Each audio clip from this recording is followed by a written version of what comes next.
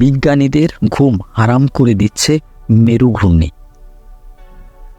নানা কারণে বিশ্ব পরিবেশ আজ একটা বিপর্যয়ের মুখে দাঁড়িয়ে আছে।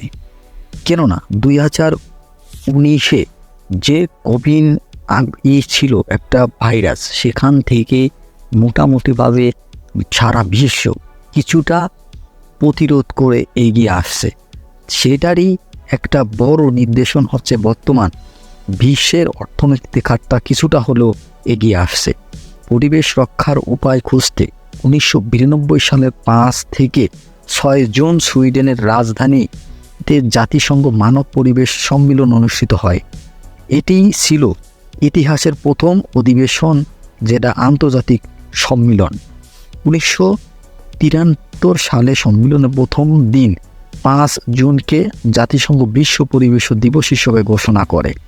এ থেকেই তারা বিশ্বকে একটা দূষণমুক্ত পরিবেশ বজায় রাখতে বা কীভাবে একটা দূষণমুক্ত পরিবেশে আমরা বসবাস করতে পারবে সে বিভিন্ন উপায় খুঁজছে বিজ্ঞানীরা।